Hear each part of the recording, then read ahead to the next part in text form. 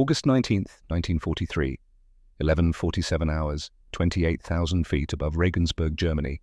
Captain Everett Caldwell felt the twin Allison engines shudder beneath him as he shoved the throttles forward. The manifold pressure gauges climbed 52 inches, 54-56 numbers that would make any single-engine fighter pilot wince. But the P-38 Lightning wasn't any fighter, and today, above the smoking factories of the Third Reich, it was about to prove why German pilots had started calling it der Gabelschwanz Teufel, the fork-tailed devil. Below him, a river of aluminum stretched toward the horizon. 96 B-17 flying fortresses, their contrails writing straight white lines across the sky. And climbing to meet them like angry hornets from a disturbed nest came the Luftwaffe Focke-Wulf 190s, Messerschmitt 109s, dots becoming shapes, becoming death. Caldwell's oil temperature gauge read 190 degrees Fahrenheit, normal. His ammo counters showed 500 rounds per gun for the 450s, 150 rounds for the 20mm cannon. Plenty. His hands were steady on the controls. His breathing was measured. But his heart hammered against his ribs like it was trying to escape. This was his 16th combat mission. He had 15 kills to his name. Today would add more, or today would add his name to the list of men who never came home. The radio crackled. Bandits, 11 o'clock high. Estimate 90 plus. 90 German fighters, 6 P-38s for escort. The mathematics didn't favor survival. But mathematics had never met the Lightning. Caldwell banked, left his wingman tucking in tight. The twin booms of the P-38 caught the sunlight flashing silver against the deep blue of the stratosphere. At this altitude, the air was thin enough to see stars at noon. Thin enough that most fighters gasped and wheezed and fell away. Not the Lightning. At 28,000 feet, the P-38 was just getting started. He pushed the nose down, diving toward the climbing FW190s. The airspeed indicator wound up like a clock running backwards. 300 miles per hour. 350, 400. The controls stiffened. The wind screamed past the canopy. At 440 miles per hour, he was faster than anything the Luftwaffe could put in the air at this altitude. Physics became his weapon. The Focke-Wulfs grew in his gun sight. He could see the yellow spinners now, the black crosses on their wings. They were climbing hard, their pilots hunched forward in their cockpits, willing their engines to give them just a little more altitude, a little more speed. They wouldn't get either. At 700 yards, Caldwell squeezed the trigger. The nose of the P-38 erupted in flame and smoke. 4 50-caliber machine guns and 1 20mm cannon, all firing straight ahead. No convergence issues, no guessing, just a cone of destruction that reached out and found the leading FW190. The German fighter came apart like a toy someone had stepped on. The wing folded, the fuselage twisted. Pieces that had been an airplane became pieces that were just metal, falling toward the earth. Caldwell didn't watch it fall. He was already pulling up the G-forces, pressing him into his seat, the world graying at the edges of his vision. The twin Allisons thundered their turbochargers, screaming as they forced air into cylinders that were starving for oxygen at this altitude. In 90 seconds, he was back at 32,000 feet. The Focke-Wulfs couldn't follow. Their engines, powerful as they were, choked and sputtered at 29,000 feet. Their pilots could only watch as the twin-tailed American fighter climbed away like it was ascending a staircase they couldn't see. One of those pilots was Hauptmann Wolfgang Steiner. Steiner was 29 years old. He had 47 kills painted on the rudder of his FW190A5. He had flown combat missions over England, over Russia, over the Mediterranean. He had been shot down twice and had shot down men who were better pilots than he would ever be. He knew fighters, he knew tactics, he knew the limits of what was possible in the sky, and what he had just witnessed was not possible.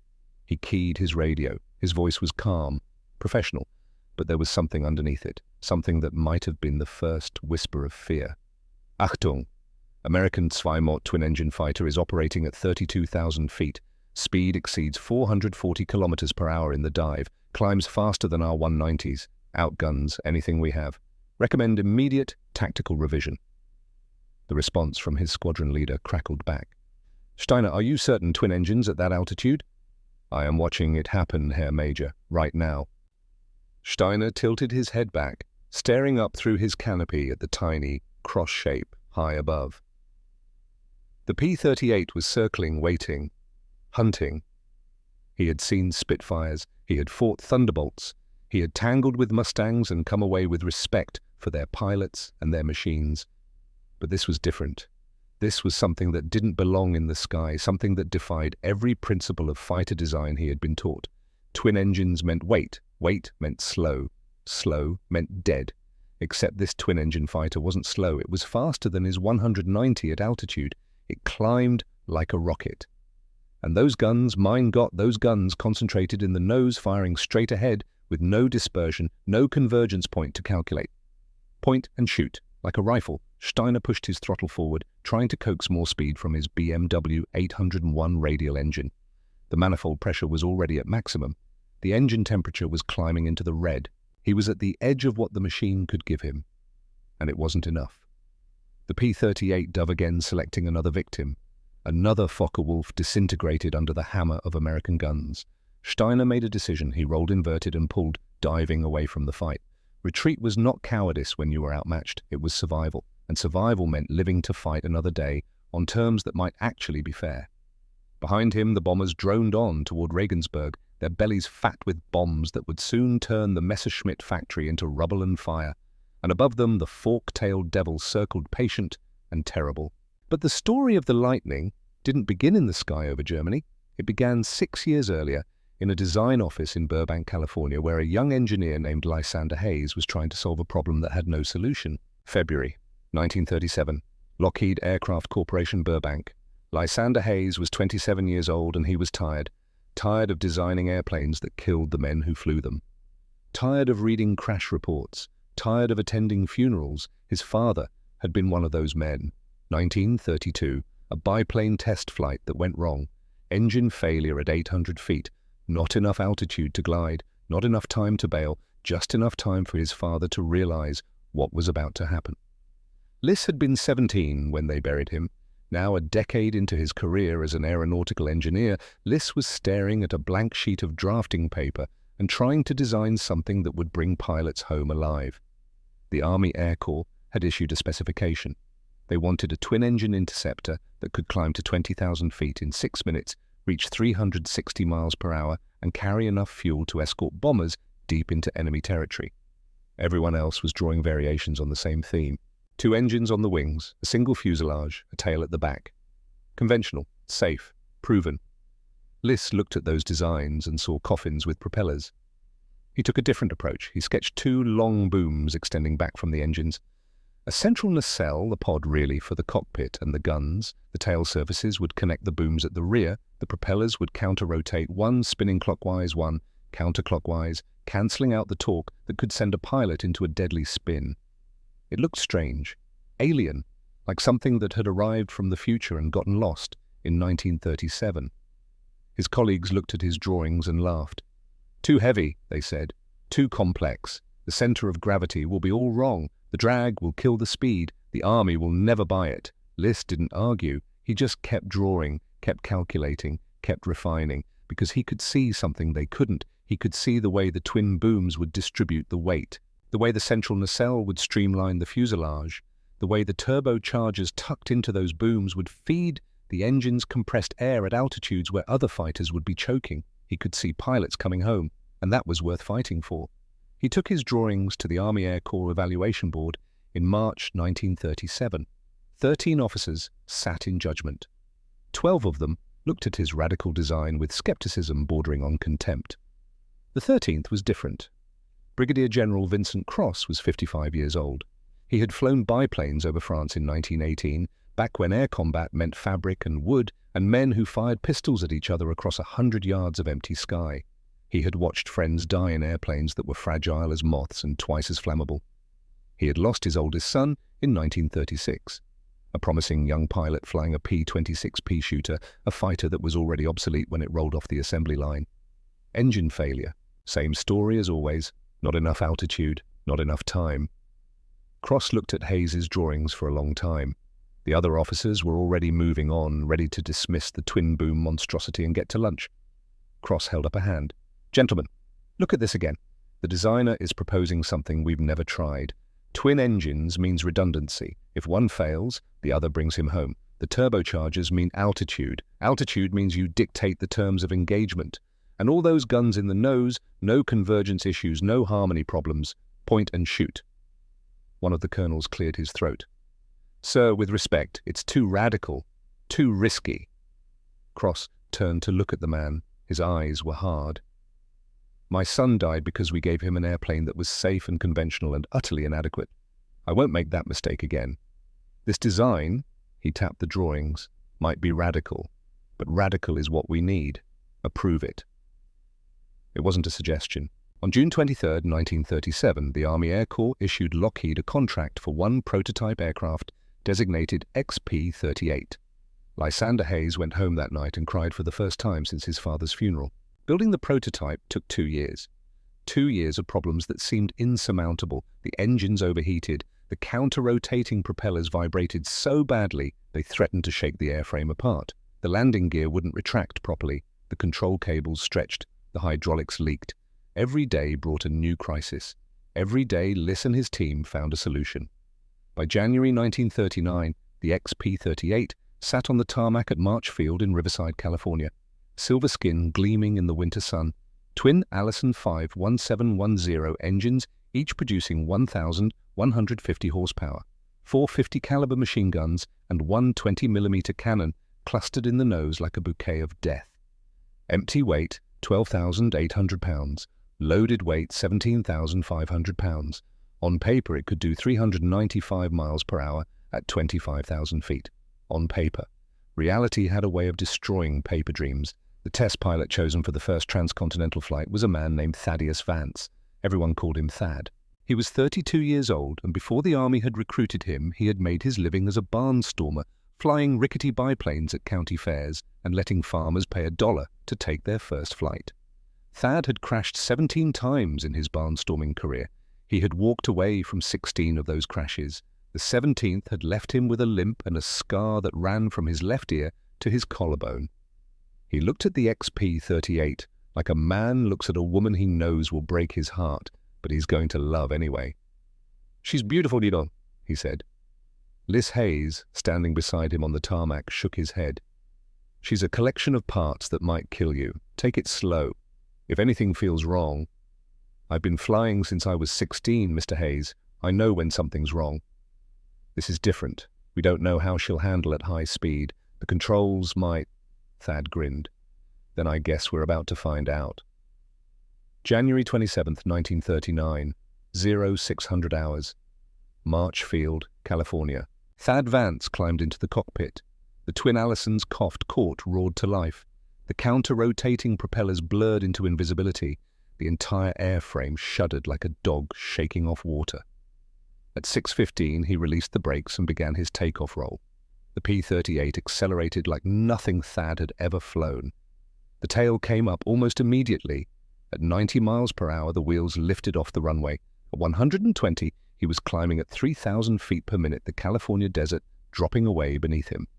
The plan was simple: fly from California to New York, set a transcontinental speed record, show the Army what this radical airplane could do.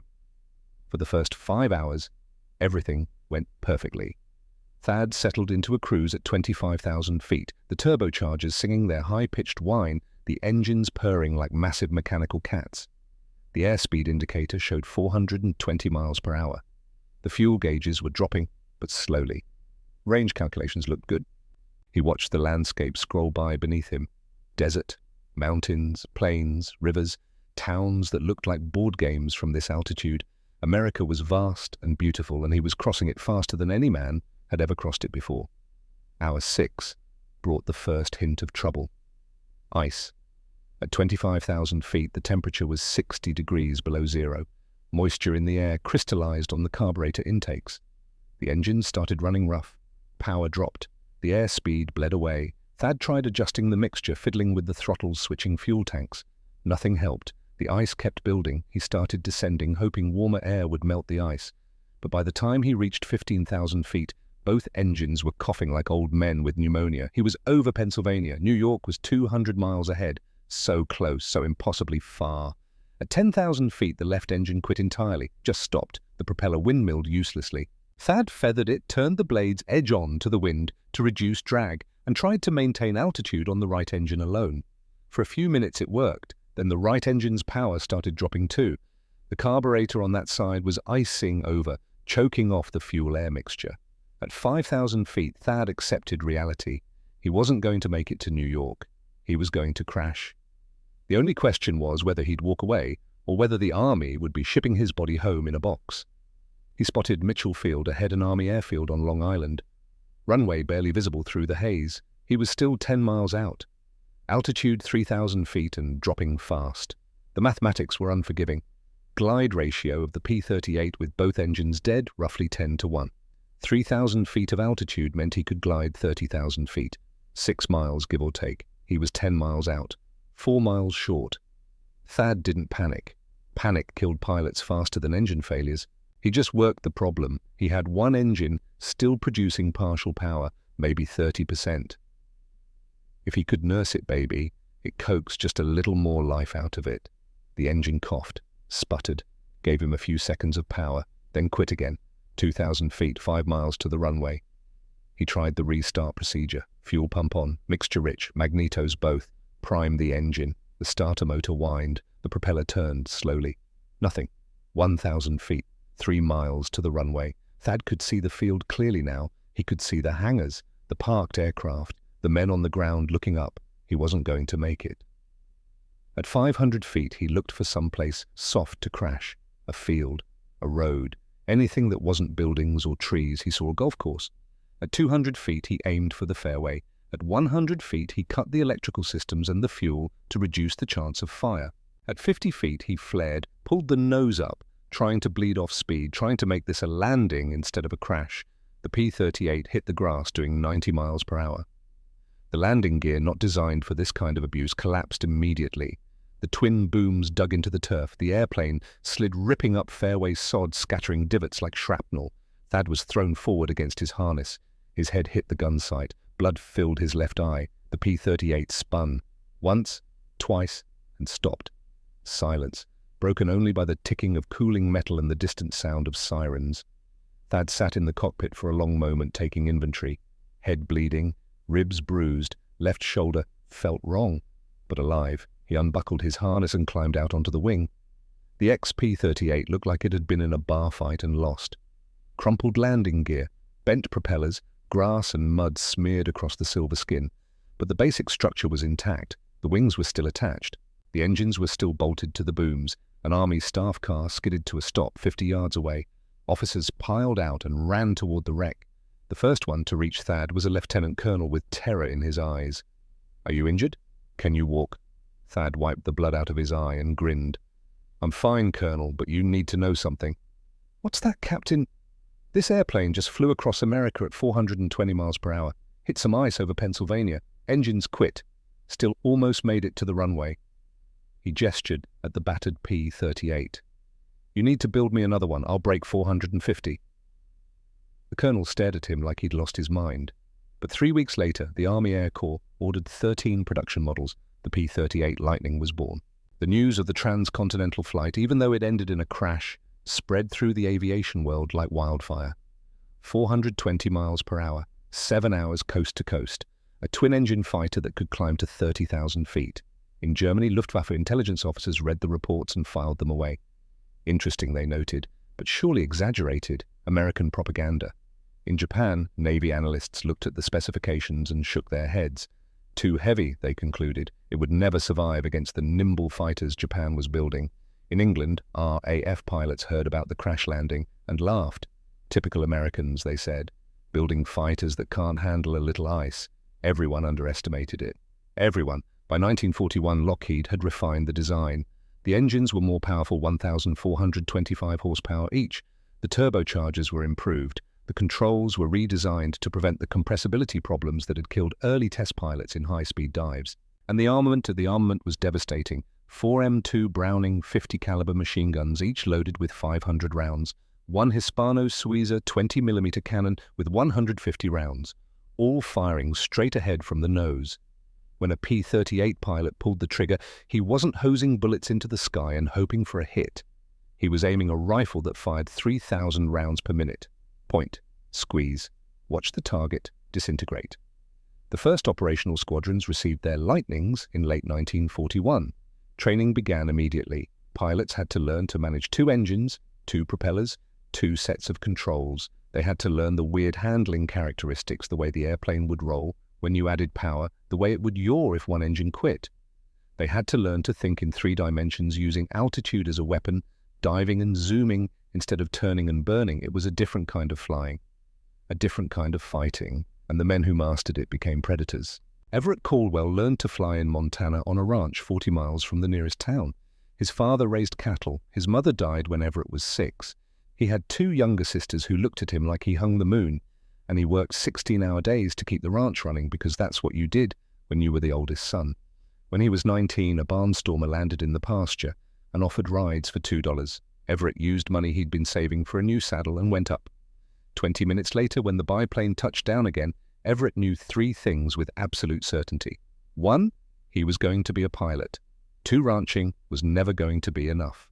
3, the sky was the only place he'd ever felt free.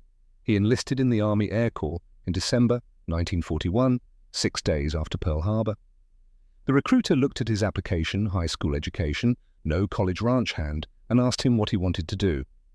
"Fly fighters," Everett said. "Son, most fighter pilots are college boys, academy grads. You sure you don't want to try for bombers or transports?" Everett looked the recruiter in the eye. "I can outshoot, outride, and outwork any college boy you've got. Give me a chance." Something in his voice made the recruiter believe him. 6 months later, Everett Caldwell graduated flight training 3rd in his class. They asked him what fighter he wanted. "Whatever's the fastest one," he said. They assigned him to P-38s. He fell in love the first time he pushed the throttles forward and felt those twin Allisons roar. By August 1943, Caldwell had 15 kills. Focke-Wulfs mostly, a few Messerschmitts, 1 Junkers bomber that made the mistake of trying to run. He had learned the Lightning's strengths and weaknesses. He knew she was fast at altitude. He knew she could outclimb anything Germany had. He knew those nose guns could tear an enemy fighter into confetti. He also knew she was heavy in the turn. Knew the controls stiffened up at high speed. Knew the engines were temperamental, too much manifold pressure, and you'd blow a cylinder too little and you'd lose power when you needed it most. Flying the P-38 wasn't like driving a car. It was like riding 2 wild horses at once, and if you didn't stay balanced, they'd throw you. But when you got it right, when everything came together, when you dove out of the sun at 440 miles per hour with your finger on the trigger and an enemy fighter filling your gun sight, there was no feeling like it in the world. That morning over Regensburg, Caldwell added 2 more kills to his total. He didn't celebrate. He just flew home, landed, filled out the combat report, and went to the mess hall for dinner that tasted like cardboard. That night, lying in his bunk, he thought about the German pilot he'd shot down. The first one. The Focke-Wulf that had come apart at 700 yards. He wondered if the man had a family, a wife, kids, parents who would get a telegram telling them their son wasn't coming home.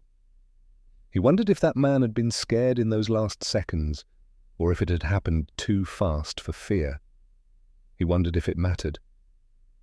War didn't give you time for those thoughts during the day, but at night in the dark they came anyway.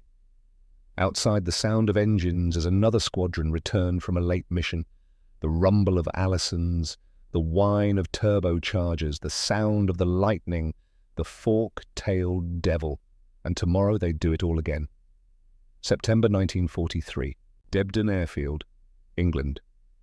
The rain came down in sheets, turning the taxiways into rivers of mud and the sky into a solid wall of grey. Captain Everett Caldwell stood in the doorway of the operations hut watching water pour off the corrugated tin roof and tried to convince himself that the weather was a blessing. No flying meant no dying, not today, anyway. Behind him, the intelligence officer was updating the mission board, chalk squeaking against slate, names being moved from available to grounded. The sound of war taking a day off. Caldwell's logbook sat on the table beside him. 17 kills now, 2 more since Regensburg. The numbers climbed, but they didn't mean what people thought they meant. Each number was a name he didn't know, a face he'd glimpsed for maybe half a second through a canopy before the guns turned airplane into debris. Each number was someone who'd eaten breakfast that morning, thinking they'd eat dinner that night. He closed the logbook and walked to the window. The P-38 sat on the hard stands, rain streaming off their twin tails, propellers still. Waiting. They always looked patient when they were on the ground, like hunting dogs waiting for the master's command. His lightning Montana Angel, the crew chief had painted on the nose, had taken hits over Bremen 3 days ago. 7mm rounds through the right boom, one through the vertical stabilizer, close enough to the hydraulic lines that another 6 inches, and he'd have lost control authority. 6 inches between flying home and spinning into the North Sea. The margins were that thin. "Captain Caldwell," he turned. A lieutenant he didn't recognize stood in the doorway, water dripping from his cap. "You're wanted at headquarters. Colonel's asking for you." Caldwell felt his stomach tighten. Summons to headquarters meant one of 3 things: promotion, reprimand, or someone had died. He grabbed his jacket and followed the lieutenant out into the rain. Colonel Augustus Thorne was 52 years old and looked 70. The weight of command had carved lines into his face that no amount of sleep would erase. He'd been flying desks since 1941, but before that he'd flown fighters in the First War, back when air combat meant Spads and Fokkers, and men who died before they learned how not to. He looked up when Caldwell entered, gestured to a chair. "Sit, Captain, you're not in trouble." Caldwell sat. Water pooled around his boots. Thorne shuffled papers on his desk, not quite meeting Caldwell's eyes. "I'm pulling you off combat rotation for 72 hours. Orders from 8th Air Force. They want you in London for a briefing." "Sir, my squadron?" "Your squadron will manage without you for 3 days." Thorne finally looked at him. "This isn't a request, Caldwell. This is coming from people who wear more stars than you, and I have kills combined. You leave tomorrow morning. Car will pick you up at 600. Caldwell wanted to argue, wanted to point out that his wingmen depended on him, that the new pilots needed experienced leads, that pulling him out now made no sense. But you didn't argue with colonels who had that particular look in their eyes. "Yes, sir. Can you tell me what the briefing is about?" Thorne hesitated. Then he pulled a file from his desk drawer and slid it across. "You're cleared to read this, but it doesn't leave this room." Caldwell opened the file. The first page was the intelligence summary. RAF signals intercept. Luftwaffe radio traffic decoded. A name jumped out at him. General Marshal Erwin Rommel, the Desert Fox, the man who'd nearly driven the British out of North Africa, now commanding the Atlantic Wall defences, the fortifications that would have to be breached if the Allies ever wanted to set foot in France. The second page was a flight schedule. April 15th, 1944. Inspection tour. Paris to Caen to Cherbourg. Aircraft Heinkel. He 111 transport. Escort 6 Focke-Wulf 190s. Caldwell looked up at Thorne. "They want us to kill him. They want to give you and 11 other pilots the opportunity to remove a significant obstacle to future operations. Whether you accept that opportunity is something you'll discuss in London." Caldwell looked back at the file. The distances, the fuel calculations, the timing windows. It was barely possible, maybe. When would this happen? April, 6 months from now, gives us time to plan train rehearse, and time for you to add to that kill count. Thorne leaned forward. "They're picking the best P-38 pilots we have, Caldwell. Men who can navigate by dead reckoning, who can fly formation in radio silence, who can shoot straight when everything's falling apart. You're on that list because you've proven you can do all 3. "I don't feel like the best anything, sir. I feel like I've been lucky 17 times. Thorne smiled, but there was no humour in it. "Luck is what keeps you alive. Skill is what makes you deadly. You've got both. Don't waste time being humble about it." He stood, and Caldwell stood with him. "Get some rest tonight, Captain. You've got a long 6 months ahead of you." While Everett Caldwell was reading classified files in England, Wolfgang Steiner was learning to be afraid. Not the immediate visceral fear of combat, the spike of adrenaline when tracers came at you, the cold certainty when an engine quit. Steiner knew that fear. He'd made peace with it years ago. This was different. This was the slow, creeping fear that came from watching the mathematics of war shift against you. October 1943, Jever Airfield, northwestern Germany. Steiner stood in the briefing room looking at the loss reports from the previous month. 43 pilots killed in action, 21 wounded, 16 missing, and the month before that had been worse. The numbers didn't lie.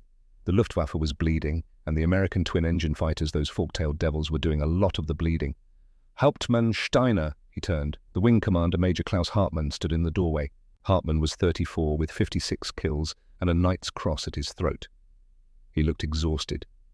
"We need to talk about tactics. The Americans are changing how they fight."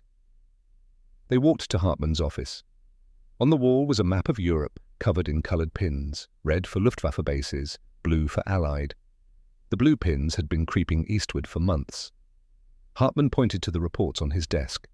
"The P-38s are escorting bombers deeper than they used to. They're staying at altitude, refusing to be drawn into turning fights.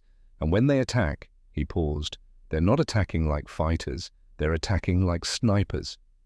Steiner knew exactly what he meant. He'd seen it himself. The lightnings would circle above the bomber formations 30,000 feet or higher, just waiting. When the Focke-Wulfs and Messerschmitts climbed to intercept the P-38s, would dive, fire one devastating burst, and zoom back to altitude before anyone could retaliate. Boom and zoom. High-side attacks, energy fighting. The Americans had figured out that altitude was ammunition, that speed was armor, that you didn't need to dogfight if you could dictate when and where the fight happened. "What do you recommend?" Hartmann asked. Steiner had been thinking about this for weeks.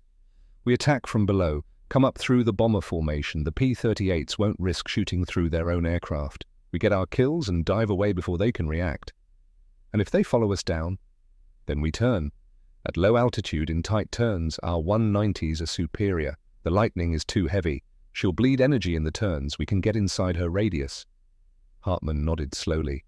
"It's risky. Low-altitude attacks put us in range of the bomber gunners. Everything is risky now, Herr Major, but sitting at medium altitude waiting for them to dive on us is suicide." "All right, write it up. We'll test it next mission." October 24th, 1943, 19,000 feet above Münster, Steiner led 8 FW-190s in a climb from below, angling up through the formation of B-17. The bomber gunners opened fire immediately. 50 caliber tracers crisscrossed the sky like bright orange threads. One of Steiner's pilots, Lieutenant Fischer, 21 years old, 7 kills, took a burst through the canopy and slumped forward, dead. His Focke-Wulf rolled inverted and spun down. But the tactic worked. The P-38s above couldn't fire without hitting their own bombers. By the time Steiner's flight had shot down 2 B-17s and started to dive away, the Lightnings were just beginning their pursuit. Steiner pulled his FW-190 into a hard right turn at 8,000 feet. The wings flexed, the airframe groaned. 6 Gs pressed him into his seat. The pursuing P-38 tried to follow. For a moment it looked like she might make it, but the Lightning was carrying more weight, more inertia. She couldn't tighten the turn without bleeding speed. And without speed, she couldn't maintain altitude. The P-38 fell behind. Steiner rolled out of the turn and dove for the deck, the rest of his flight following. They'd lost Fischer, but they'd gotten 2 bombers. By Luftwaffe mathematics, that was a victory. By any sane mathematics, trading a trained pilot for 2 aircraft was a slow path to annihilation. That night, Steiner wrote in his journal. He'd been keeping it since 1940, a violation of regulations, but something he did anyway. Years from now, if he survived, he wanted to remember what this felt like. October 24th, 1943. We developed a counter to the Lightning's altitude advantage. It worked. Fischer is dead. We shot down 2 bombers. I do not know if this can be called success.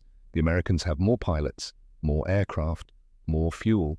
We have courage and experience, but courage does not fill fuel tanks. Experience does not repair shattered airframes. I wonder how long before the mathematics become impossible. December 1943. Debden Airfield. Caldwell's kill count stood at 23, 6 more since the briefing with Colonel Thorne. He didn't think about the number anymore. He thought about fuel management and ammunition conservation and keeping his wingmen alive. The new pilots were getting better. Or maybe they were just the ones who'd survived long enough to learn. Either way, the squadron was functioning like a machine now. Everyone knew their role. Everyone trusted everyone else. Most days. December 11th, mission to Bremen. 50 B-17s, 8 P-38 escorts. The Luftwaffe came up to meet them with everything they had. Focke-Wulfs, Messerschmitts, even a few of the new FW-190Ds, the Dora variant with the inline engine and performance that almost matched the Lightning. Caldwell was at 31,000 feet when he saw them climbing. 12 contacts, maybe 15. Bandits 2 o'clock low, engaging. He rolled inverted and pulled diving toward the climbing Germans. The airspeed built quickly. 350, 400, 440. The controls went stiff. The wind howled. At 25,000 feet, he rolled upright and selected a target. FW190 yellow spinner climbing hard. Range 900 yards, closing fast. 800 yards. He could see the pilot now, just a silhouette in the cockpit. 700 yards. He squeezed the trigger. The P-38's nose erupted in fire and smoke. Tracers reached out like fingers. The Focke-Wulf's cowling came apart. Engine pieces flew off. Black smoke poured from the BMW radial. The German pilot bailed immediately. Smart man. Caldwell didn't watch the parachute deploy. He was already pulling up, climbing back to altitude, checking his 6, scanning for threats. And that's when he saw it. Head on, maybe 2,000 yards, closing at a combined speed of over 800 miles per hour. Another FW190. But this one wasn't running. This one was coming straight at him. Caldwell had maybe 3 seconds to make a decision. Turn away safe, but it let the German get to the bombers. Hold course dangerous, maybe fatal, but it kept the threat engaged. He held course. Both pilots opened fire at the same time. The closure rate was insane. In the space of a heartbeat, they went from distant dots to near collision. Tracers from both aircraft filled the space between them. Caldwell felt impacts, heard metal tearing. His windscreen starred, a bullet hole appeared 6 inches from his face. Then they flashed past each other so close, Caldwell could see the yellow spinner of the Focke-Wulf, could see the black cross on the fuselage, could see the pilot's face. For maybe 1/10 of a second, their eyes met. Then they were past both aircraft, still flying, both pilots still alive. Caldwell's hands were shaking. He checked his instruments, left engine oil pressure dropping. Not critical yet, but getting there. A line had been cut somewhere. He looked back. The FW190 was climbing away, trailing a thin stream of smoke from the engine. Neither of them had won. Neither had lost. They'd just survived. Later, he'd realize that the German pilot was Wolfgang Steiner, and Steiner would realize the American in the P-38 was the same one he'd encountered over Regensburg. They'd meet again 6 months later, over Normandy. February 1944, 8th Air Force Headquarters, London. The briefing room held 12 men, all P-38 pilots, all with double-digit kill counts. They sat in folding chairs and listened while an intelligence officer explained how they were going to kill Erwin Rommel. The plan was elegant in its simplicity and terrifying in its execution. April 15th, Rommel would be flying from Paris to inspect Atlantic wall defenses. His Heinkel transport would be escorted by 6 fighters. The route was known, the timing was predictable. 12 P-38s would take off from Debden at 06:15 hours. They'd fly low 100 feet above the channel to avoid German radar. They'd climb to intercept altitude at precisely 08:12 hours, 35 miles north of the French coast. Time over target less than 15 minutes. Then back to England before the Luftwaffe could scramble reinforcements. Fuel margin 42 minutes, weather window 2 hours. Margin for error 0. The intelligence officer clicked through photographs.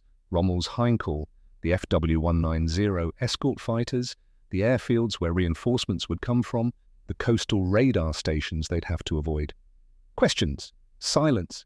What was there to ask? The mission was clear. The risks were obvious. Finally, Major Paxton Garfield, 11 kills, oldest pilot in the room, at 32, raised his hand. What if the weather doesn't cooperate? Then the mission scrubs. We wait for the next opportunity. And if Rommel changes his schedule, then we scrub. This only works if everything aligns perfectly.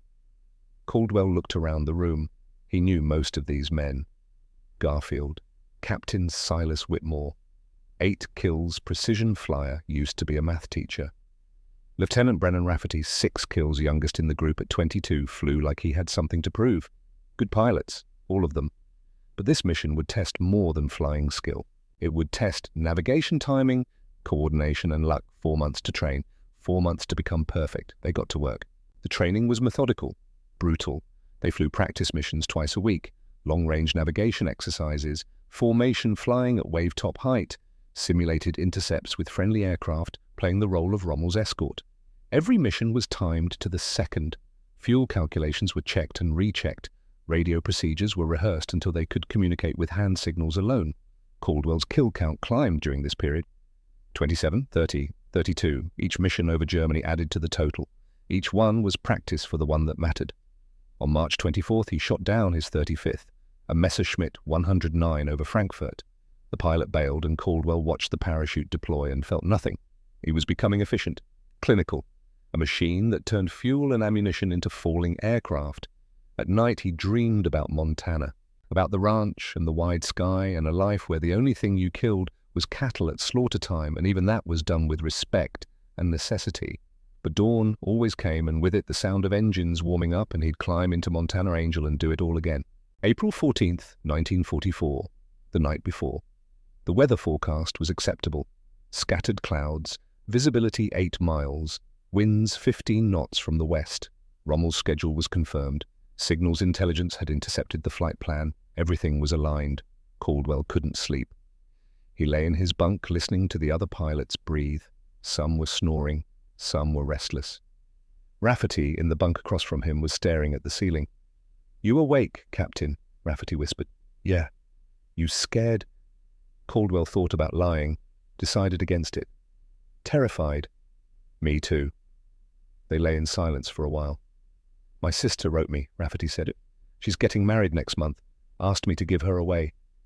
I wrote back and said I'd be there." "You will be?" "You don't know that."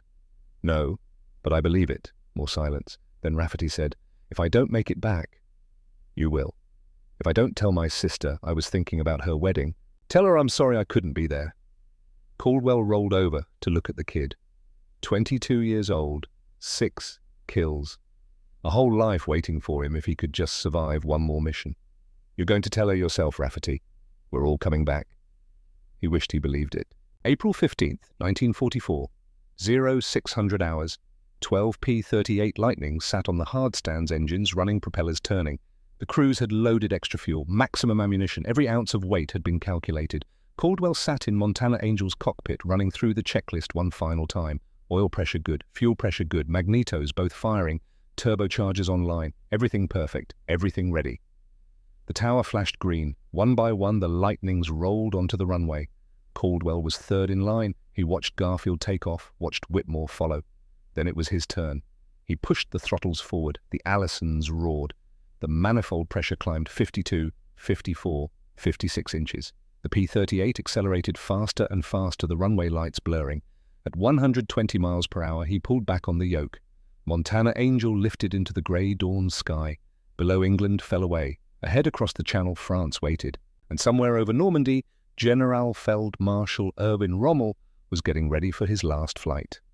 April the 15th, 1944, 0600 hours, 100 feet above the English Channel. The water was the color of gunmetal and just as cold. Everett Caldwell flew Montana Angel so low he could count individual whitecaps, could see the texture of the swells, could taste salt spray on his lips, even through the sealed canopy. 100 feet. The altimeter read exactly 100. Any lower, and a rogue wave could reach up and swat him from the sky. Any higher, and German radar would paint 12 American fighters crossing the Channel like bright stars on a scope. So 100 feet it was. The twin Allison engines thundered at cruise power, their deep bass rumble transmitted through the airframe into Caldwell's spine. He'd been flying for 45 minutes, and his body had become part of the machine. His right hand on the control yoke, his left on the throttles. His feet on the rudder pedals, making constant tiny corrections to hold heading and altitude. Around him, 11 other P-38 Lightnings flew in tight formation. Wing mips separated by 20 feet. At 210 miles per hour, that distance represented maybe 1/10 of a second of reaction time. One mistake, one moment of inattention. 12 fighters would become 12 expanding clouds of aluminum and fuel hitting the water at terminal velocity. Radio silence. No lights, just the grey dawn and the grey water and 12 silver crosses skimming toward France. Caldwell's fuel gauge read 680 gallons. He'd burned 30 gallons since takeoff. The mental arithmetic was automatic now. Consumption rate 60 gallons per hour at cruise power. Time remaining 11 hours. Distance to target 315 miles. Time required 90 minutes each way. Total mission time 7 hours including combat and contingency. Margin 4 hours, except that math assumed everything went perfectly. No headwinds. No combat damage. No getting lost. No extended dogfights burning fuel at maximum power. In reality, the margin was much thinner. Caldwell pushed the thought away and flew. Ahead through the morning haze, the coast of France materialized like a ghost, solidifying. Cliffs, beaches, fields beyond. Enemy territory. At that exact moment, 240 miles southeast, Wolfgang Steiner walked around his Focke-Wulf 190D9 for the third time. His crew chief, Feldwebel Baumann, stood with arms crossed, watching his pilot inspect rivets and control surfaces like a man who trusted nothing and no one. Herr Hauptmann, I have maintained this aircraft for 18 months. Every bolt is torqued, every cable is tensioned, I know, Baumann. Steiner ran his gloved hand along the leading edge of the wing, feeling for any imperfection. But I've seen perfect airplanes fall from perfect skies. Humour me. Baumann's expression softened. He'd been maintaining fighters since Spain, back when the war was young and victories came easy. Now, in the spring of 1945, with the Reich crumbling and fuel rationing and pilots dying faster than they could be replaced, he understood Steiner's caution. They were all dead men on borrowed time. The only question was when the bill came due. Steiner completed his inspection and climbed into the cockpit. The smell hit him immediately. Leather and oil and sweat and fear accumulated over hundreds of missions. His hands found the controls by muscle memory. Throttle, stick, rudder pedals, trim wheel. The FW190D9 was beautiful in a predatory way. The Junkers Jumo 213 inline engine gave her a sleek nose profile. 240 horsepower, drove a 3-bladed VDM propeller. Top speed 426 miles per hour at 21,000 feet. Armament, 2 20mm MG151 cannons in the wing roots, 2 13mm MG131 machine guns in the cowling. Fast, deadly, and still not enough to match the American P-38 Lightning. Where it mattered, altitude. Steiner had 62 kills now. 15 since that brutal head-on pass in December, where he'd traded fire with a Lightning pilot whose eyes he'd seen for maybe 1/10 of a second. Young, determined, unafraid, he wondered if that pilot was still alive, wondered if they'd meet again, wondered which of them would die when they did. At 0730 hours, Steiner started his engine. The Jumo caught with a harsh bark that settled into a deep, syncopated beat. 5 other FW190s around the dispersal area coughed to life. His mission brief was simple. Escort Generalfeldmarschal Erwin Rommel's Heinkel HE-111, transport from Paris to Caen to Cherbourg and return. Routine. Safe. The kind of mission that let you believe you might actually survive the war. Steiner didn't believe it for a second. At 07:45, 6 Focke-Wulfs lifted into the pale morning sky and turned southeast toward Paris. 07:45 hours. The P-38 formation crossed into French airspace.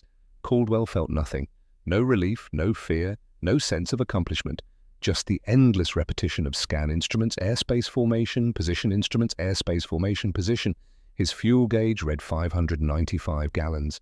55 gallons burned in the first half hour. Right on schedule. The French coast slid beneath them. Fields, roads.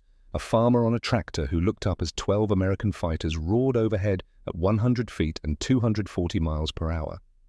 The farmer waved. Caldwell didn't wave back. He was too busy not dying. The landscape changed. Coastal plain gave way to rolling hills, small towns, a church steeple that flashed past so close Caldwell could see the weather vane on top. Navigation by dead reckoning and desperation. No radio beacons over France, no friendly controllers to steer them, just a compass heading an airspeed and faith in mathematics. Heading 142 degrees, airspeed 210 knots. Wind from 280 at 15 knots. Ground speed adjusted to 198 knots. Time to turn point 14 minutes. The seconds crawled. Caldwell's mind wandered to Montana, to the ranch, to a life where the hardest decision was which fence line to repair first, not whether to kill a man you'd never met for reasons decided by politicians you'd never see. He thought about the last letter from his youngest sister, Emily. She'd written about a dance, about a boy who'd asked her, about how strange it felt to worry about dresses and music when her brother was somewhere over Europe shooting at Germans who were shooting back. "Don't worry about me," he'd written in his reply. "I'm good at this. I'll be home soon." Both statements were lies. At 08:12 hours, the P-38s climbed. "Climbing now!" Major Paxton Garfield's voice on the radio, calm as a man ordering breakfast. 12 throttles advanced, 12 noses pitched up, the altimeters unwound like stopwatches running backward. 5,000 feet, 10,000, 15,000, 20,000. At 22,000 feet, they leveled off and spread into combat formation. The killer flight, Garfield, Caldwell, Whitmore, and Rafferty, took the lead. 8 P-38s spread behind them as top cover. The fuel gauges read 450 gallons, 230 gallons burned. They were committed now, past the point of no return. Forward to the target or die trying to get home. Contacts. 12 o'clock level.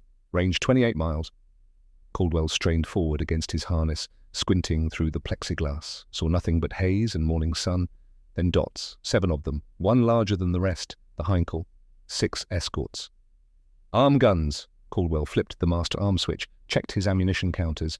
500 rounds per gun for the 450s, 150 for the 20mm Hispano cannon. Plenty. His hands were steady.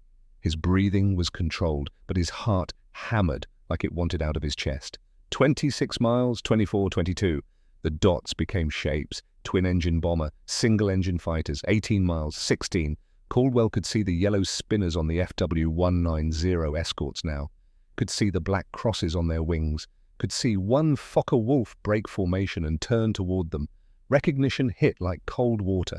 That aircraft, that specific arrangement of yellow spinner and black fuselage band. Wolfgang Steiner. Their third meeting was about to begin. Steiner saw them at 20 miles and felt his blood turn to ice. P-38s, 12 of them, at altitude, coming fast from the north. There was no reason for American long-range fighters to be here. None. This far from England, this deep into France, 300 miles from the nearest Allied airfield. Unless. Understanding came like a kick to the stomach. They weren't here by accident. They were here for Rommel. Achtung, amerikanische Jäger, 12 Uhr hoch. His voice was sharp on the radio. American fighters, 12 o'clock high. He shoved his throttle to the firewall. The WW2 responded with a surge of power that pressed him back into his seat. But the Heinkel transport couldn't run. It was too slow, too heavy, too vulnerable. The mathematics were brutal. 12 P-38s versus 6 FW-190s and 1 lumbering bomber. They were going to lose. All aircraft protect the Heinkel climb to intercept. But even as he gave the order, he knew it was futile. The Lightnings had altitude, they had speed, they had the initiative. The P-38s rolled into their dives like silver birds of prey stooping on helpless quarry. Caldwell's dive was controlled violence. He pushed the nose over and let gravity and 2,850 horsepower accelerate Montana Angel toward terminal velocity. The airspeed indicator wound up like a spring being released. 300 miles per hour, 350, 400, 440. The controls went stiff. The wind screamed past the canopy. The world narrowed to the gun sight and the target beyond it. The Heinkel grew in his vision. He could see the greenhouse nose, the black crosses on the fuselage, the gunners in the dorsal and ventral positions swinging their weapons toward him, range 800 yards, closing at 600 feet per second, 700 yards. Garfield opened fire. Tracers reached out like luminous fingers and touched the Heinkel's right engine. Metal came apart. Fire bloomed orange against grey sky. Caldwell squeezed his trigger. The P-38's nose erupted. 4 streams of 50 caliber bullets and 1 stream of 20mm shells converged on the transport's left engine. The cowling disintegrated. The propeller flew apart. Black smoke poured from the nacelle. Both engines burning. The Heinkel wallowed like a whale trying to swim through concrete. Then Steiner's Fokker-Wulfs arrived. Steiner came in from Caldwell's high 7 o'clock diving, nearly vertical firing before he was in effective range because desperation made fools of experienced pilots. His 20mm shells walked through empty air where Caldwell had been half a second earlier. Caldwell had seen him coming. Some sixth sense, or maybe just 200 hours of combat experience, had made him glance back at exactly the right moment. He broke hard right, pulling 6 Gs, the world graying at the edges of his vision, his anti-G suit inflating to keep blood from pooling in his legs. Steiner tried to follow, but the P-38 could turn tighter at high speed. The Lightning's massive twin booms actually helped, giving her more lateral surface area to bite the air during high-speed maneuvers. They spiraled. Not the gentle climbing turns of training, but of vicious high-speed scissors, where each pilot tried to maneuver inside the other's turn. Radius tried to get angles, tried to achieve a firing solution before the other man did the same. Caldwell pulled harder. 7 Gs, his vision tunneled, his neck muscles screamed. The G-suit squeezed his legs and abdomen like a vice. Steiner couldn't match the turn. The FW190, for all its virtues, was heavy in high G maneuvers. It bled energy, slowed, fell behind. Caldwell reversed, rolling inverted and pulling a maneuver that put his canopy towards Steiner for maybe half a second. In that half second, their eyes met. For the third time, recognition was instant, mutual. The same American pilot, the same German pilot, meeting again in the sky above France as if fate had decided they were bound together. Then Caldwell completed his roll and they flashed past each other close enough that Steiner felt the turbulence from the P-38's prop wash rock his Focke-Wulf. No shots fired this time, just recognition. Caldwell climbed away, checking his fuel, his ammunition, his formation. Below the Heinkel was going down, both engines blazing, the crew bailing out at 8,000 feet parachutes, blossoming white against green fields. At 3,000 feet, the transport nosed over and went into a flat spin.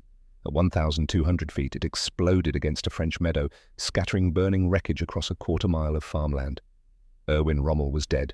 The mission clock showed 14 minutes over France. Time to go home.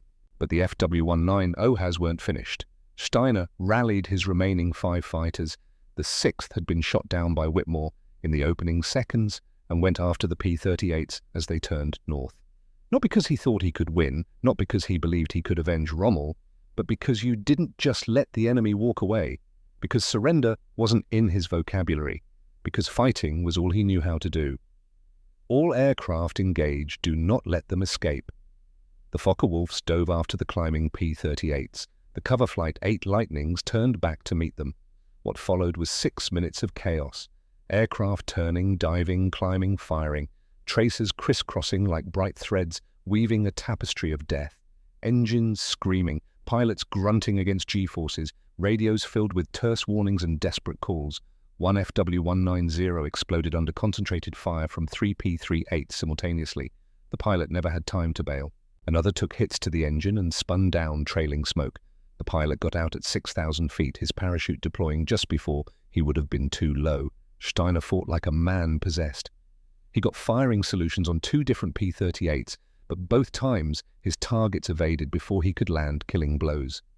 The Lightnings were faster, could climb higher, could extend away from trouble. All Steiner had was determination, and determination couldn't overcome physics. At 18 minutes over France, with his fuel state critical and 2 fighters lost, Steiner made the hardest decision of his life. All aircraft break off, return to base. The remaining 3 FW-190Js turned southeast. Steiner took one last look at the P-38s climbing away to the north. 12 silver crosses against blue sky, unblemished, victorious. He thought about the pilot he'd faced 3 times now. Wondered if they'd meet again. Wondered if next time one of them would finally die. Then he turned his damaged Focke-Wulf toward Germany and flew toward a future that was already lost. 9:41 hours, 15 miles from the English coast. Caldwell's fuel gauge read 220 gallons. Distance to Debden, 315 miles. Fuel required at current consumption 216 gallons, margin 4 gallons. Approximately 3 minutes of flight time. Montana Angel was still on both engines. No damage, no casualties, mission complete. But those 4 gallons represented the difference between landing at Debden and ditching in the channel 10 miles short. Caldwell adjusted his mixture to maximum economy, reduced power to the minimum needed to maintain altitude and airspeed. Every gallon mattered now. The English coast appeared through the haze. White cliffs, green fields, home. At 10:03 hours, Montana Angel touched down on Debden's main runway with 11 gallons remaining. Caldwell taxied to his hardstand and shut down the engines. The sudden silence was shocking after 3 hours and 48 minutes of continuous engine noise. He sat in the cockpit for a long moment, hands shaking, taking inventory. Alive, uninjured, mission successful. All 12 P-38s had made it back. Rafferty had landed with 6 gallons, 2 minutes of fuel. But they'd all made it. And Rommel was dead. Caldwell climbed out of the cockpit on legs that felt like water. His crew chief ran up, eyes wide. "Any damage, sir?" "None. She's perfect." "Confirmed kill." "Heinkel transport. Shared credit." Caldwell paused. "Get her refueled and rearmed. We fly again tomorrow." He walked to the debriefing where intelligence officers asked the same questions 12 different ways for 4 hours, and then to the mess hall where he ate food he didn't taste. and finally to his bunk where he lay awake staring at the ceiling and thinking about a German pilot whose eyes he'd seen 3 times.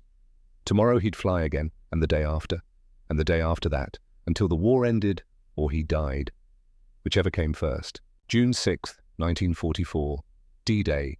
Caldwell flew 3 missions: bomber escort at dawn, ground attack at noon, air superiority patrol at dusk. He didn't fire his guns once. The Luftwaffe never appeared. Without Rommel, the Atlantic wall defenses were commanded by lesser men. The invasion succeeded. The Allies poured into France. The mathematics of war shifted irrevocably. By August, Paris was liberated. By September, the Allies had crossed into Belgium. By December, they were approaching the German border, and Caldwell's kill count kept climbing. 30, 33, 36, 38. He stopped thinking of them as kills, started thinking of them as data points, numbers in a logbook, statistics that meant nothing except that he was still alive, and someone else wasn't. The new pilots asked him for advice. "How do you do it, sir? How do you stay calm?" He never knew what to tell them. The truth that you stayed calm by not thinking, by becoming a machine that converted fuel and ammunition into falling aircraft, wasn't something you could teach. So he just said altitude is life, speed is armor, never turn when you can zoom. Most of them died anyway. March 24th, 1945. The war was ending. Everyone knew it. Germany was collapsing. The Russians were approaching Berlin from the east. The Western Allies were crossing the Rhine. But dying men fought hardest. Cornered animals were most dangerous. Caldwell had been offered rotation stateside. War bonds tore. Training duty. A chance to survive. He'd refused. "I'm staying until it's finished," he told Colonel Thorne. Thorne hadn't argued, just approved the extension and added Caldwell to the mission roster for Operation Varsity, the Rhine crossing. Ground attack, 8 P-38s. Strike German armor near Wesel, routine, standard. The kind of mission Caldwell had flown 100 times, except this time Wolfgang Steiner was waiting. 15 hours, 14,000 feet above Wesel. The strafing run had gone perfectly. 6 German tanks burning, ammunition trucks exploding, infantry scattering. The P-38s were climbing away when they appeared. 24 German fighters, FW-190D9s, and a handful of TA-154 night fighters pressed into desperate day service. Leading them was a Fokker-Wulf with a yellow spinner and black fuselage band, Steiner. For the 4th time they turned toward each other. For the 4th time, neither man flinched.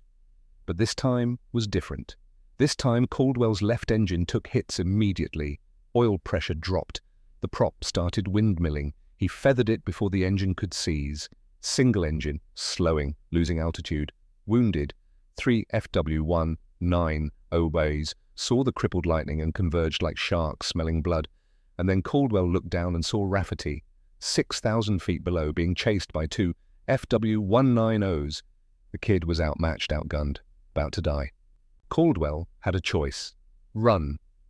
Try to make it home on one dying engine, maybe a 50% chance of survival, or turn back, save Rafferty, accept almost certain death. He thought about Montana, about a ranch he'd probably never see again, about a life that existed only in memory now. He thought about the 22-year-old kid who'd been terrified the night before the Rommel mission, who'd asked Caldwell to tell his sister he was sorry if he didn't come back, the kid who had a whole life waiting for him. Caldwell keyed his radio. "Rafferty brake left hard. I'm coming down." The dive was controlled suicide. Montana Angel fell like a stone. One engine dead, one engine straining, airspeed building past redline, control surfaces starting to compress. But Caldwell held her together through 3 years of experience and sheer force of will. He came down on the FW-190s chasing Rafferty like an avenging angel, opened fire at 400 yards, 12-second burst, every remaining round of 50 caliber ammunition he had. The lead Fokker-Wulf disintegrated, the pilot bailed, Rafferty broke free, diving away, escaping. The kid would live to walk his sister down the aisle. But now 3 different FW-190s were behind Caldwell. One of them was Steiner. Steiner positioned behind the crippled P-38. A perfect shot. The American was defenseless, slow, wounded, an easy kill. His finger touched the trigger, then stopped. He watched Caldwell's desperate dive to save his wingman, watched the same selfless courage he'd witnessed 3 times before. Recognized himself in that cockpit, a man doing his duty, protecting his people. The war was ending. Everyone knew it. Why add one more death to the mountain of corpses Steiner had spent 4 years killing, watched friends die? watched enemies die, watched his country destroy itself.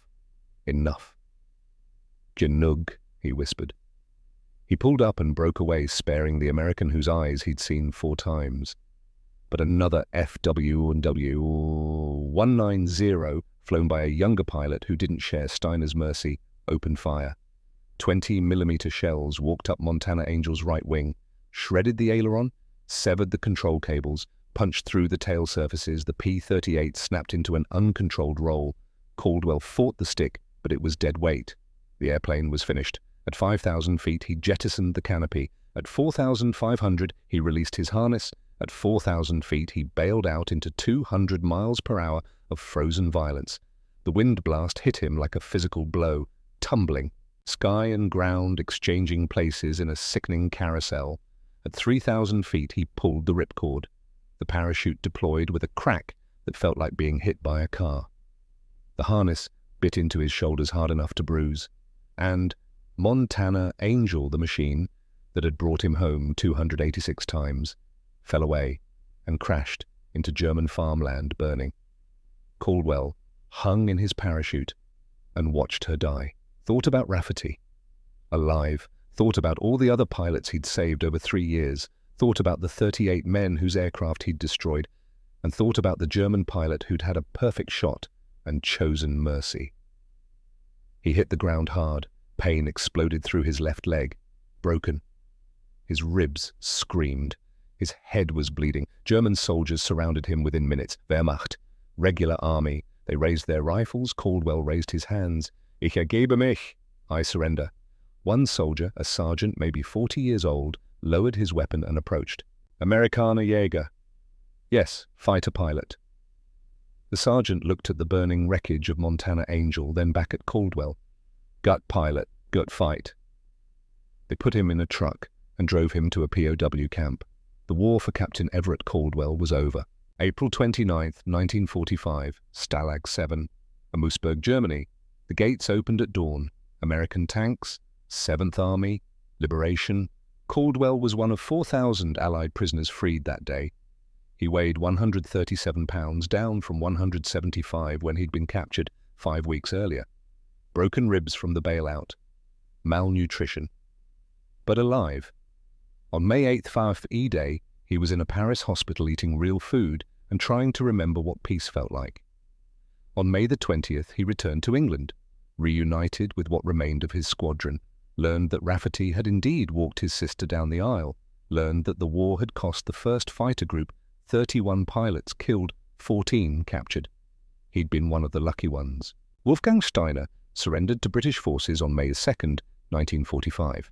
During his POW interrogation on May the 15th, an intelligence officer asked him about the P-38 encounters. "You faced the same American pilot 4 times. You had a clear shot the last time. Why didn't you take it?" Steiner thought for a long moment. "We fought with honor for 4 years. At the end, I chose mercy. He would have done the same." The officer made a note, then asked, "What did you learn about the P-38? Steiner pulled out his journal, they'd let him keep it, and flipped through pages of technical observations. Speed and altitude defeated us. Not courage, not skill. Mathematics.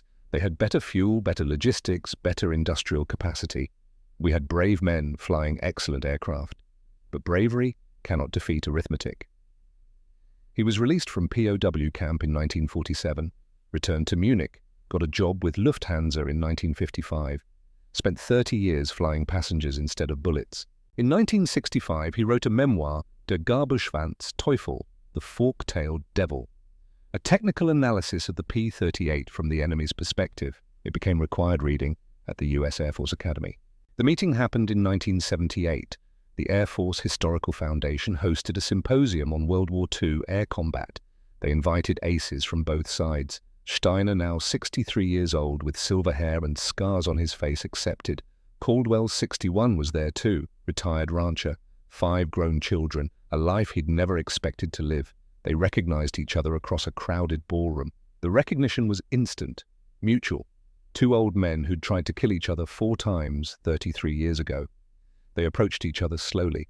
The room went quiet. Steiner spoke first. His English was good now. "Montana, the one who saved his wingman," Caldwell nodded. You're the pilot who let me live." "Why did you spare me?" Steiner asked. "The second encounter, December 1943. You had position. You could have shot." "You were already falling. Shooting a helpless aircraft would have been murder, not combat." Steiner smiled sadly. "I thought the same. March 1945. You were defenseless. The war was ending. Why add one more death?" They stood in silence for a moment. Then Steiner extended his hand. Caldwell took it. They shook. Two old warriors who understood each other better than most men understood their own brothers. They exchanged addresses, corresponded for the next 25 years. Never became close friends, some distances are too great, but maintained a respectful connection. When Steiner died in 2003 at age 88, Caldwell was one of 6 pallbearers at his funeral in Munich. The P-38 Lightning served in every theatre of World War II. In Europe, 1,310 were deployed. Combat missions flown 95,000 plus enemy aircraft, destroyed 1,771 confirmed bombers, escorted 18,400 plus missions pilots who became aces, 47 top European P-38 aces, 1 Jack Ilfrey, 8 kills 2, Virgil Lusk, 7 kills 3, Everett Caldwell, 38 kills. Final count included 3 probables confirmed post-war. But the numbers that mattered most were different. 481 P-38 pilots died in European combat, but 2,400 flew home on one engine after taking damage. 2,400 men who lived because Lysander Hayes built redundancy into his design, because he remembered his father dying in a single-engine biplane and decided that 2 engines meant survival. Hayes went on to design the F-104 starfighter, the U-2 spy plane, the SR-71 Blackbird. He won the Collier Trophy twice, was nominated for a Nobel Prize in Engineering.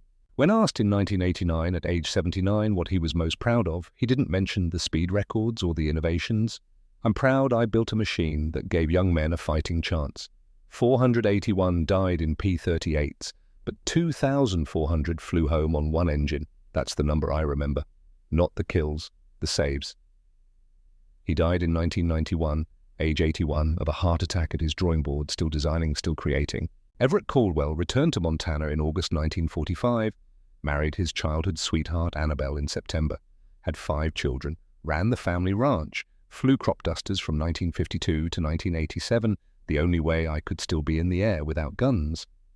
He never spoke publicly about the war until 2009, when his grandson convinced him to do one interview for a historical documentary. The interviewer asked, "38 kills, you're a hero, how does that feel?" Caldwell, 92 years old, looked at the camera with eyes that had seen too much. "I'm not a hero. I was a rancher who learned to shoot deflection. The hero was that airplane. She brought me home 286 times out of 287. On number 287, she gave me time to save my wingman before she fell. That's all I ever asked of her, and by God she delivered every single time." He died in 2014, age 97. Alzheimer's had taken his memories of the war years earlier, a mercy perhaps. He was buried in Montana with full military honors. Rafferty, the wingman Caldwell had saved, gave the eulogy. He was 88 by then, still alive because a man he barely knew had chosen to die for him. August 2012, EA, a Air Venture, Oshkosh, Wisconsin, a restored P-38. Lightning sat on the flight line. Glacier Girl recovered from Greenland ice after 70 years rebuilt to flying condition. Caldwell, 95 years old, in a wheelchair, sat watching as the crew prepared her for a demonstration flight. Next to him, Sarah Hayes, 62, Lysander's daughter, carrying her father's legacy. And Klaus Steiner, 48, Wolfgang's son, an airline pilot himself now. The twin Allison engines coughed, caught, roared to life. The sound, that distinctive deep-throated thunder of twin, turbocharged V-12s, hit Caldwell like a physical force. His eyes filled with tears. "That sound," he whispered. 67 years gone, still the most beautiful thing I ever heard. The P-38 taxied out, took off, climbed to 10,000 feet and performed a victory roll. Caldwell, barely able to lift his arms, saluted. Sarah Hayes put her hand on his shoulder. Klaus Steiner said, "My father told me before he died that your father was the bravest man he ever faced." Caldwell smiled. "Your father was the most honorable enemy I ever knew." The Lightning made one more pass, low and loud engines singing their mechanical song, then climbed away into the Wisconsin sky. Caldwell watched until she was just a speck against the clouds. "Thank you," he whispered, "for bringing us home." 2 years later, he was gone, but the lightning flew on. If this story honored those who served on all sides, please share it with your family and friends. Subscribe to ensure these sacrifices and acts of mercy are never forgotten. Next time, we'll tell you about the B-17 pilot who landed with no tail and saved 10 men against impossible odds. Until then, remember this: the machines we build in times of desperation become the legends we cherish in times of peace. But the men who flew them, the ones who chose courage over fear, mercy over vengeance, sacrifice over survival, they are the real legacy. Speed fades. Technology advances, records fall, but honor endures.